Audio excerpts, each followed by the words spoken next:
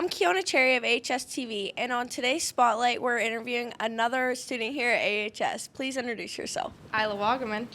Okay, and today we're going to be talking about kindness, and we picked Ila because she's one of the kinder people in our grade. So, on to the first question. What does being kind mean to you? Doing little acts or little gestures without thinking of yourself, without expecting a reward. You know, that's actually a valid statement. I can't ever be kind. I feel like I have my moments of being kind, but when I'm in an irritated mood, it's a little hard for me, and I need to work on that. Okay, can you share a time when someone's kindness helped you?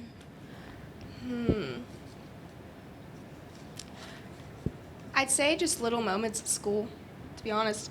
I mean, little gestures of, people have brought me in drinks. People have said, oh, I got your back on this project or something like that when I was having a really hard time. And that kind of support really helped me. How do you try to be helpful to others every day? I like to observe potential hardships or potential problems they're dealing with. Like in the art room, if I see that someone is working with clay for the first time, I can act as a mentor. I can just be there if they need help. But if they're using clay that's just not working for them, I know what clay works. So I'm going to help them and guide them through that and give them some of mine, you know. Who inspires you to be kind and why? It's a really good question. My nieces and nephews, they are, like I said earlier, kids are usually just naturally very kind, and like I remember my one nephew, Hudson, he loves playing with my brother. They play all sorts of weird board games and all that, but the one day he was coming over and he packed a lunch for my brother, and I almost cried. It was so cute. That sort of consideration in them is just very inspiring. Yeah. What's one kind thing you try to do at least every day? I think everyone does this. I think everyone starts up their day by saying good morning. And just little things like that.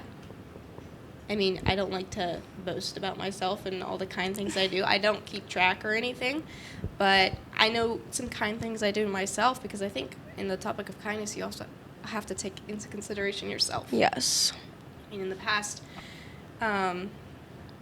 few months, for all my seasonal affective disorder baddies out there, winter's rough. Winter is really, really rough. I know friends that it hits. I know even teachers that it hits hard for. It's hard to get up in the morning. Yes, it is. It's dark outside. It's hard. Without, especially, and I know vitamin D, our savior. Oh my gosh, you have to really be kind to yourself in those moments. And something I did to start being kind to myself was I started cutting out caffeine a lot. And I know that's hard. I'm sorry. It's hard. I've been really actually hard. working on that right now as we speak. It's tough. It's really tough. It is. A Red Bull in the morning. Yep. There's nothing like it. There's nothing like it. And it makes you 10 times more tired when you don't have the caffeine intake that you used to have. Right. So it's terrible. And, actually, Bree made me more conscious of that. 'Cause she's very conscious of how much her caffeine intake. She's like, if I take more than 3 ounces of a Red Bull, I will have anxiety for the rest of the day. Yeah. And started seeing how that affected me. And by doing things like maybe working out a little bit, even if it's not what you want, doing little things to be kind to yourself. If you're sore, do yoga. If you are having trouble sleeping, make it a plan to be kind to your morning self. Yes. Do little things like what I like to do is I like to be kind to morning Ila, and I like to prepare a bagel in the morning the night before, so I can just wake up and eat it, and my day will go about easier. Yeah. Or I like to have tea. Learning to be kind to yourself is really, really important to start being kind to others, because when you are kind to yourself and you're considerate, and even it comes to cutting toxic people out of your lives. That's tough. That's really tough because you have to say, this is harmful to me. I am not being kind to myself or my little self. Mm-hmm. Because she's still in there. Yeah. She's still there. I'm not being kind to her right now, and I need to be. Mm-hmm. And that could be really tough. Yeah. But when you take all those steps towards that, and you start to feel better, it just comes naturally. Mm-hmm. Oh my God, it comes. It's so easy to just be kind. Mm-hmm. When you yourself feel good. Yeah. It's not written down, but like whenever you're kind, like to people all the time, does it ever like exhaust you? Like, do you ever like think like, oh, maybe I need a day to just like focus just on myself and not other people? I mean, if you're being kind to people and it's taking away from you, there's something wrong. Yeah. There's something really wrong, because when you're being kind to others, it shouldn't exhaust you. Mm-hmm. I mean, sometimes putting on a face when you're having a bad day, that is exhausting. Mm-hmm. Because you're kind of tricking your own body, and you're Yes. like, you need to be a good person right now. It is tough. Mm-hmm.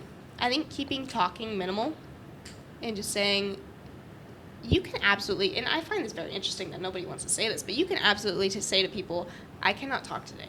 Yeah. Like, I appreciate that you want to have a conversation, but right now I'm just having a hard time, and I would appreciate it if you would respect that. Yeah. It might be jarring, but if someone reacts badly to that, Yeah. maybe you should be around them. You can absolutely do that. You can absolutely take moments to yourself, maybe put in headphones. Mm-hmm. And if someone taps you on the shoulder and you're like, hey, do you have the homework answers? Can you help me get through this? Put yourself aside for a minute. Say that this isn't something that stresses me because I've done it before. Yeah. This is something I'm fully capable of, so I'm not going to let it attach to me.